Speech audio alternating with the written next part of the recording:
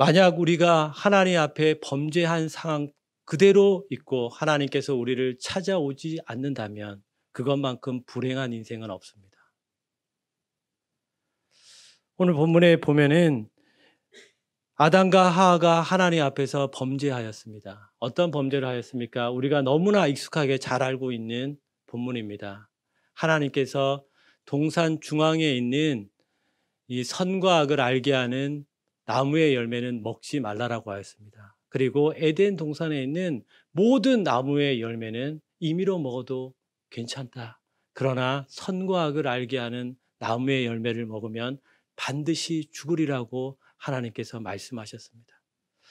선과 악을 알게 하는 이 지식의 나무는 무엇을 우리에게 알려주고 있냐면 하나님은 하나님이시고 우리는 하나님의 말씀에 순종하면서 살아가야 되는 백성임을 알게 하는 표입니다.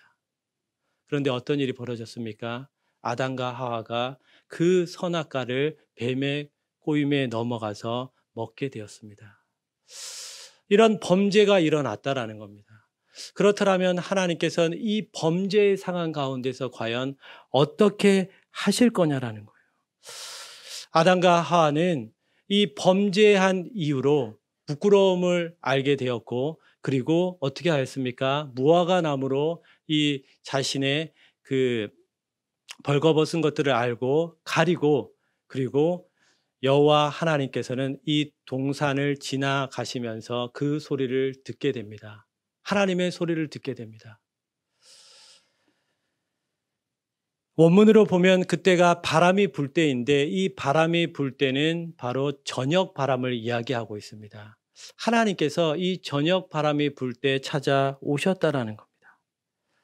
그리고 하나님께서는 이렇게 물어보십니다. 아주 부드럽고 차분하고 위엄 있게 그리고 물어보십니다. 아담아, 내가 어디 있느냐? 물어보십니다. 하나님께서는 그 상황을 다 알고 계셨지만은 변명이라도 듣고 싶으셨던지 악한 변명이라도 들으려고 물어보십니다. 그리고 아담과 하와에게는 무거운 형벌이 내려집니다. 그렇지만 하나님께서는 이 형벌만 내리지 않고 우리 15절에 한번 같이 보겠습니다.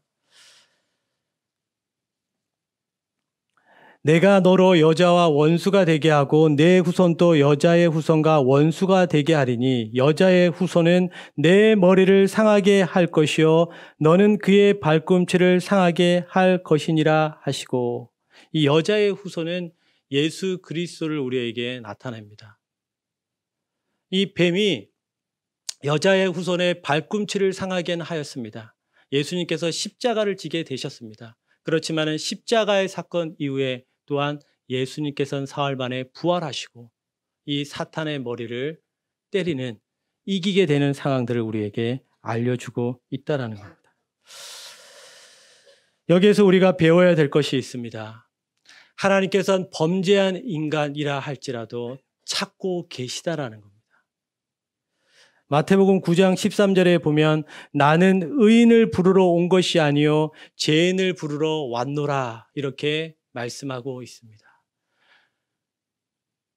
우리의 조상 아담과 하와가 저질렀던 그 죄 가운데서도 하나님께서 그 아담과 하와를 찾으셨다면 우리도 마땅히 하나님께서 찾고 계시다라는 겁니다.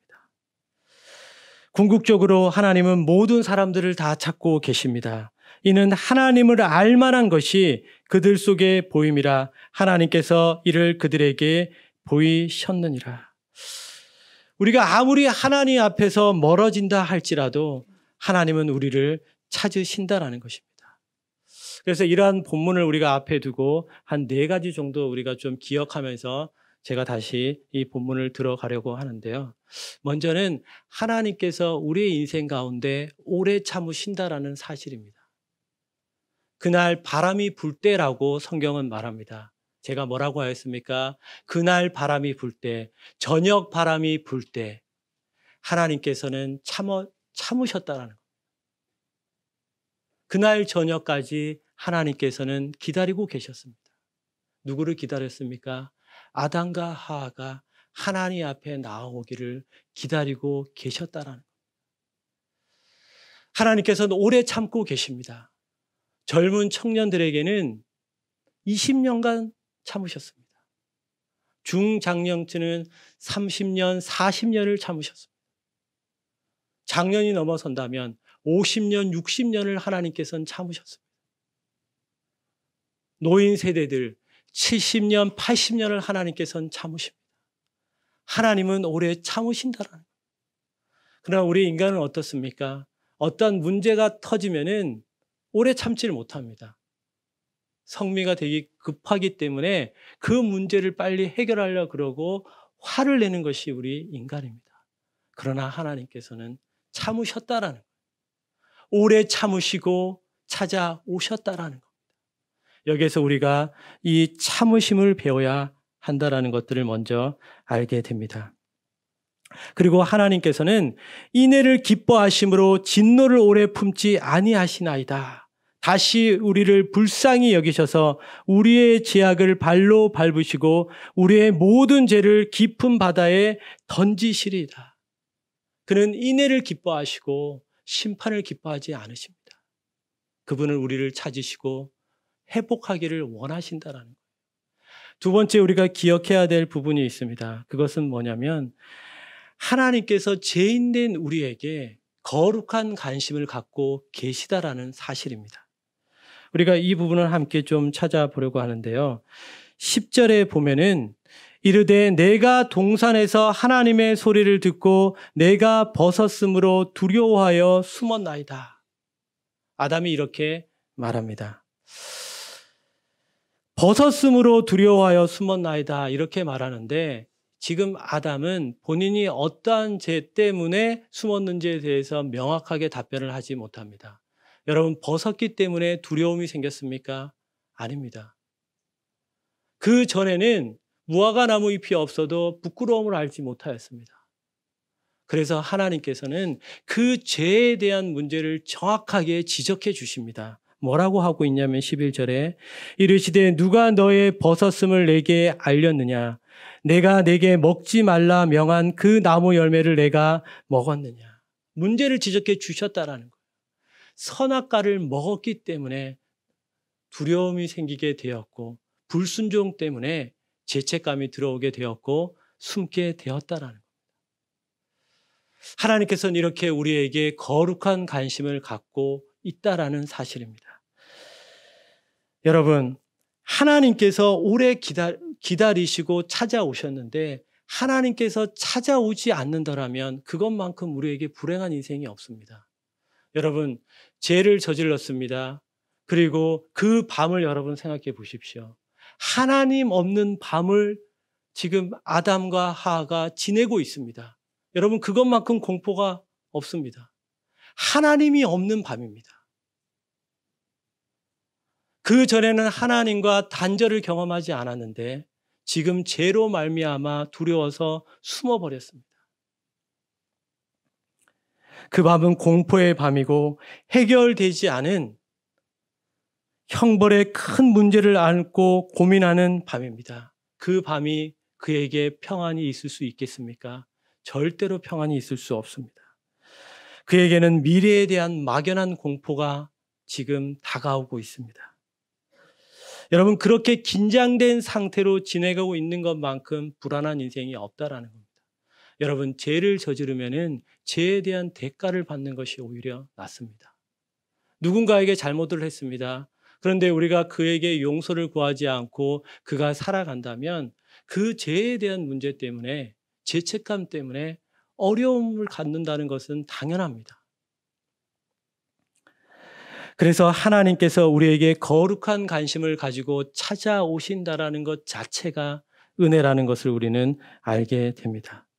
하나님께서는 우리에게 찾아오셨을 뿐만이 아니라 그분은 인애의 하나님, 자비의 하나님이십니다. 그분은 다 알고 계셨지만은 묻고 계셨더라. 아담아, 내가 어디 있느냐? 하나님께서는 진노를 쏟아 부으실 수도 있으십니다. 그러나 묻고 계시다라는 거예요. 여러분, 묻는다는 것은 무엇입니까? 회복을 전제합니다. 사귐을 이야기하고 있다라는 거예요. 숨지 말고 나와서 나와 교제하지 않겠니? 여러분, 하나님과의 교제한다는 것은 죄에 대한 고백을 우리에게 말합니다. 그래서 아담은 뭐라고 하나님 앞에 이야기하냐면 내가 그것을 먹었느냐라고 하였을 때 12절에 보면은 아담이 이르되 하나님이 주셔서 나와 함께 있게 하신 여자 그가 그 나무 열매를 내게 주므로 내가 먹었나이다. 하나님 앞에 핑계도 되었고 그리고 하나님께서 주신 그 여자가 이 나무 열매를 내게 주었다라고 핑계를 대었지만 이 원어에 정확하게 보면은 하나님께서 내게 주신 그 여자가 나무 열매를 내게 주었습니다. 그리고 내가 그것을 먹었습니다라고 말합니다. 우리가 먹었습니다 얘기하지 않고 아담은 자신에 대한 죄를 고백하고 있다라는 겁니다. 내가 먹었다라고 말합니다.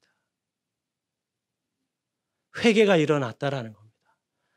그리고 여자인 하와도 이 죄에 대한 고백을 합니다. 물론 핑계를 대었죠. 여호와 하나님이 뱀에게 이르시되 13절입니다. 여호와 하나님이 여자에게 이르시되 내가 어찌하여 이렇게 하였느냐 여자가 이르되 뱀이 나를 깨므로 내가 먹었나이다. 뱀이 나를 깨었습니다. 내가 먹었습니다. 죄를 고백했다라는 겁니다. 마찬가지입니다. 하나님께서는 왜 이렇게 내가 그것을 먹었느냐라고 물어보시냐면 우리에게 다시 한번 사귐을 원하시고 죄에 대해서 묻고 계시고 이 죄를 고백함을 통하여서 우리에게 회복이 일어나기 때문입니다. 그리고 하나님께서는 어떻게 하면 이 인생을 구원할 수 있을까? 하나님께서는 찾아오셔서 우리에게 구원을 베풀고 계신데 그것이 바로 아까 전에 우리가 함께 읽었던 15절의 말씀입니다. 여자의 후손은 내 머리를 상하게 할 것이요 너는 그의 발꿈치를 상하게 할 것이니라 하시고 십자가의 복음을 우리에게 말하고 있습니다. 하나님 없이 밤을 지새지 않게 하셨을 뿐만이 아니라 하나님은 언약 안에서 살 수 있도록 다가오셨다라는 거예요. 죄를 저질렀는데 그 죄에 대해서 하나님은 반드시 공의의 하나님이시지만 사랑의 하나님이시기 때문에 하나님은 우리에게 그리스도 안에서 언약 안에서 살아갈 수 있는 원시 복음을 우리에게 알려주셨다라는 겁니다. 하나님은 우리에게 그렇게 찾아오시는 하나님이십니다. 그리고 우리가 세 번째로 기억해야 될 것이 있습니다. 하나님은 가장 적절한 때에 우리에게 찾아오신다라는 사실이에요.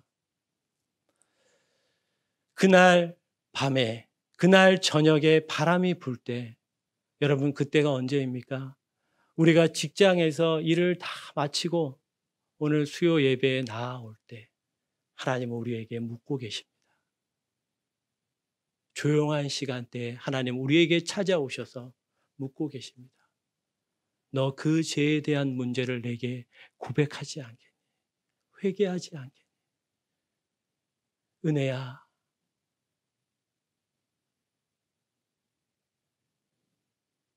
집사님, 장로님, 그 문제를 내게 아뢰지 않겠니? 라고 하나님께서 묻고 계시다라는 것. 가장 적절한 때에 하나님께서는 가장 부드러운 언어로 우리에게 묻고 계시다라는 사실입니다. 여러분 이것을 여러분 또 이렇게 이해하시면 좋겠습니다. 오늘 제가 새벽에 게네사렛 땅에서 일어났던 일들에 대해서 설교하였습니다. 예수님께서 게네사렛 땅에 도착하였습니다. 그러나 그 땅에 있는 사람들이 어떤 일들을 하게 되었냐면 예수님이 오신다는 소식을 듣자마자 주변의 모든 마을에 있는 사람들을 다 예수님께 데리고 왔습니다. 그리고 예수님께서는 그들을 치료해 주셨습니다. 제가 이 설교를 하였을 때 누군가에게 하나님께서 그래 나도 예수님 알지 못하는 많은 사람들이 내 주변에 있는데 나도 예수님을 전해야겠다라고 생각을 드셨습니까? 그렇다면 하나님은 그 새벽 가운데 그 사람에게 말씀하셨다라는 거예요. 다른 사람에게 말씀한 것이 아니라 그 사람에게 직접적으로 아담아 내가 어디 있느냐라고 물어보셨던 것처럼 그때 그 상황 가운데서 하나님은 말씀하셨고 그의 심령 가운데 뜨거움을 주셨다라는 거예요. 하나님은 이렇게 설교를 통하여서 그리고 각자 사람들의 관계의 언어를 통하여서 하나님은 말씀하십니다. 이 설교는 누군가가 들어야 돼. 누가 집사가 들어야 돼. 누구 청년이 들어야지가 아니라 지금 그 하나님께서 우리에게 말씀하고 계시다라는 사실이. 그럴 때 우리가 해야 될 반응은 무엇입니까? 내가 먹었습니다. 내가 먹었습니다. 우리는 죄에 대한 고백을 해야 된다는 사실입니다. 하나님은 가장 적절한 때 우리에게 찾아오셔서 누구야 회개하지 않겠니? 앞으로도 계속 죄를 짓고 너는 살겠니?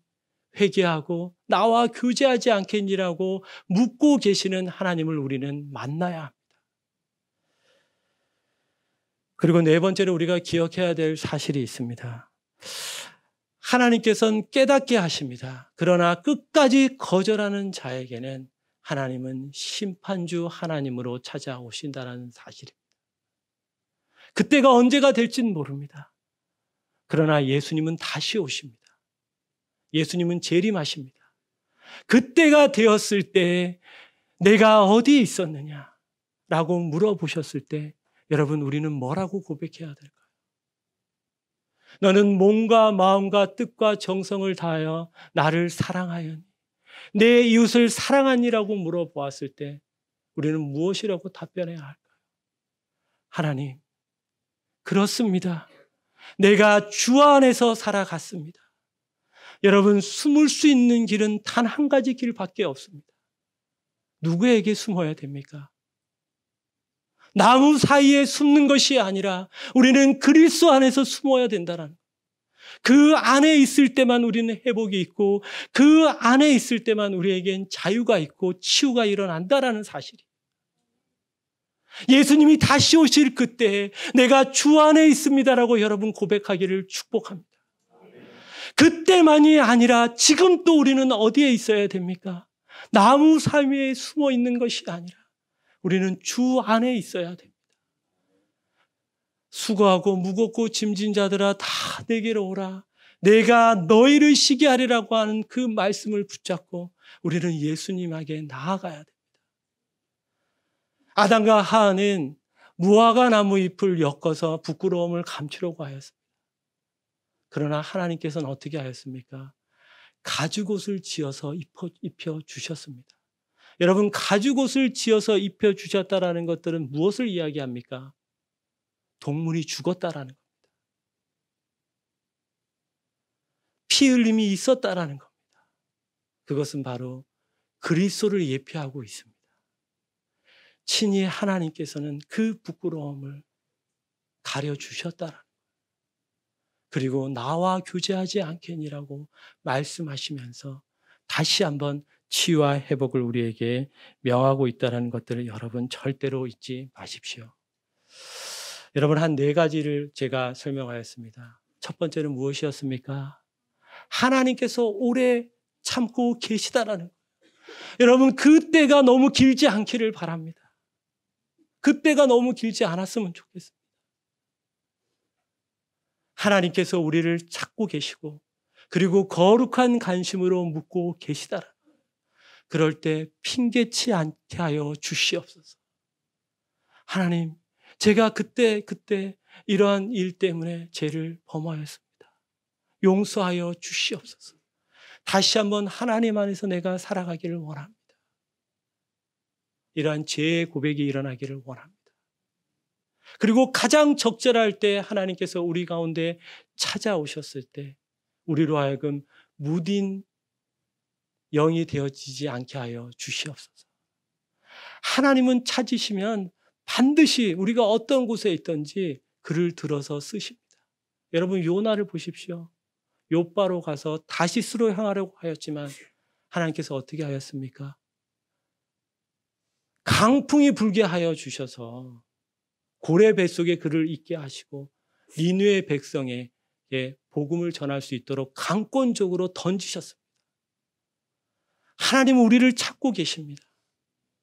강권적으로 우리를 찾고 계시고 하나님은 우리에게 온전하게 교제하기를 원하십니다. 그래서 늘 하나님 안에서 우리가 살아가기를 바라고 예수님께서 다시 오실 그때 내가 주님 안에 있었습니다. 주님 안에서 살아갔습니다. 그리스도의 보혈의 피로 말미암아 내가 날마다 살아갔습니다라고 고백하는 우리의 인생이 되시기를 축복합니다.